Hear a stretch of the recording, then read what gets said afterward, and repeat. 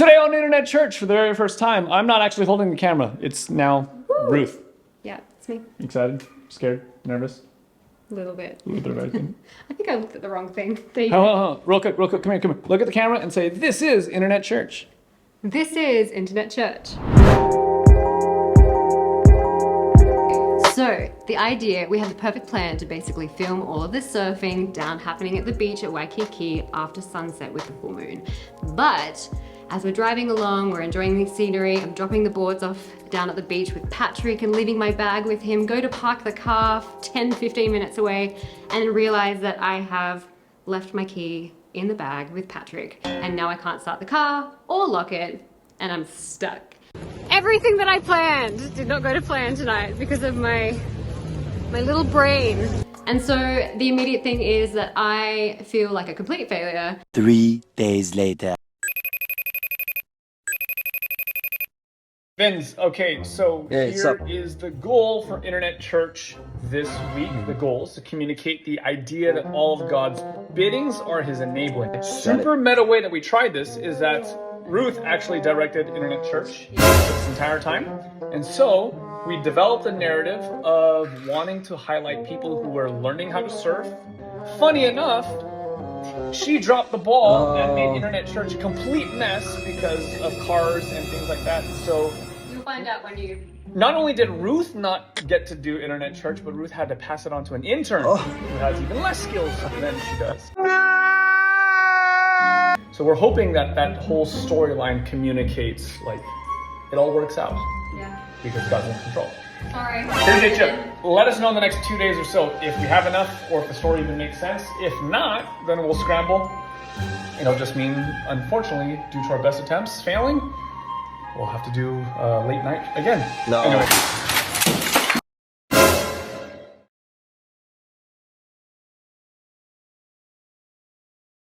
And then Lana and her friend Haley come along and are able to help me out in the situation, and we get there and we're able to film, and Patrick's already gone ahead and made away. And so in the midst of my frustration that I had dropped the ball, which is a frustrating thing, there was somebody else already stepping in, and God was allowing me to just enjoy the ride and to see that he always makes a way even when I feel like I failed and stuffed up.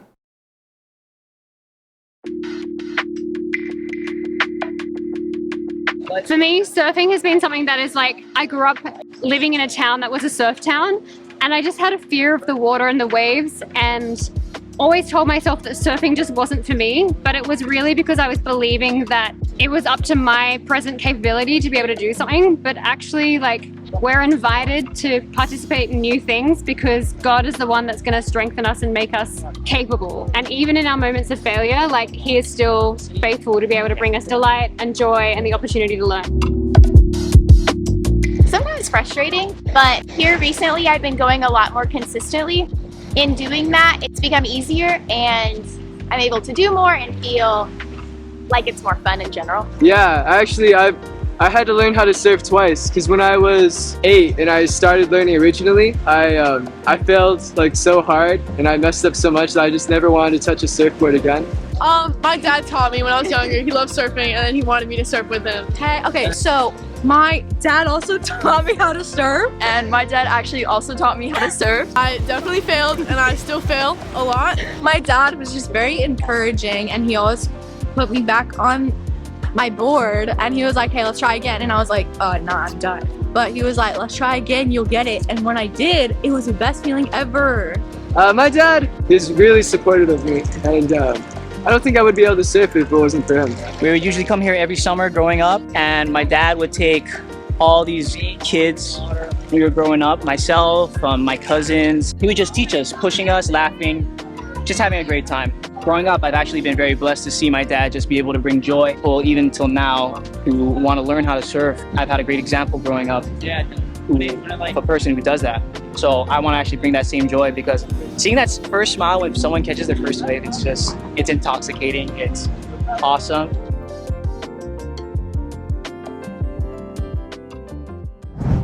So what does this have to do with Internet Church? Well, we're looking at the idea of how everything that God wills for us, He actually enables us and encourages us along the way. And the idea was to connect all of these parents and these people teaching us how to surf with the idea that we can go out and do big and great things because of the people behind us encouraging us, aka God. And then the meta narrative is that I basically bumped and felt like I had screwed up everything. Lo and behold, God was still making a way. Is that? Hello, everyone. So here's the thing. You got Jonah chapter 2. And in Jonah chapter 2, there is that part where Jonah is reluctant to actually go to Nineveh. He's been in the boat. He's been tossed from the boat. But surprise, surprise, a great fish has come, swallowed him up. And now as he's in the belly of the fish, something miraculous is going to happen. If you actually follow the logic of Jonah chapter 2, and maybe, you guys can read it in your groups or take a look at it afterwards, but as Jonah is actually describing his journey down into the depths of the water, he describes it in such a way as though to frame his experience as him going into the depths of death. So Jonah is into the depths of death through this fish. Now, what's so fascinating to me is in Jonah's story is that this dude has blunder after blunder after blunder. First, he disagrees with God. Second, he disobeys with God. Then he continues to disagree with God. Then he hides from God. Then he actually tells these guys who figure out that something's going wrong to toss him over the edge of the boat. So blunder after blunder after blunder after blunder. And yet, as my friend Morgan is so apt to say, God works wonders with the blunders. And in the midst of the blunder of him getting tossed from the boat, this wondrous thing happens. This fish comes, grabs him. Now for Jonah's experience, he thinks he's going down into the depths of death. And he's like, I'm in Sheol and I'm behind these bars and God, do this work.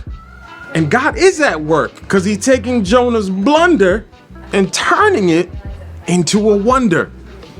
And would you imagine that from the depths of Jonah's cry, God comes in and has this miraculous and magnificent depiction of what it looks like for him to work a wonder with the blunder. And he takes from the very depths of what is seemingly death and brings life. From the depths, he raises Jonah up. He takes a blunder and begins to fashion it into a wonder. In the same way that, bless Ruth's heart. She was doing the best that she could. Her first opportunity to actually shoot and produce internet church. And she felt as though she had made some blunders. And yet, there was something at work. And as you saw the narrative of the story, you saw every single person highlight the wonder of a father who was present to actually turn ill for good.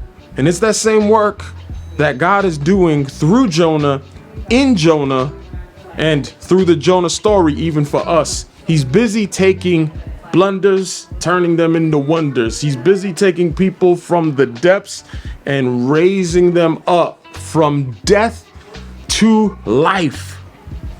So just quickly, as this imagery is at play with us, as we see it in Jonah chapter 2, in what ways has God taken your blunders and turned them into wonders? And in what ways, and this is a really key important point, in what ways have those blunders being turned into wonders revealed the heart of a father? Because that's what's going on in Jonah. It's the revelation of a father's love for his children, not only Jonah and the people of Israel, but the Ninevites, who are also made in God's image. God is going to take Jonah's blunder, turns it into a wonder to actually preach to the children of Nineveh so that they might turn. And who are they turning to? Not only a God, but a God who is also their father. In your story, in what ways have the blunders been brought and made into wonders? And through that narrative, how has it revealed the heart of your father to you? I'll see you on the other side of the breakout groups. That's all I have. So does that work for the... Are you still filming? Oh my gosh, I hate this so much.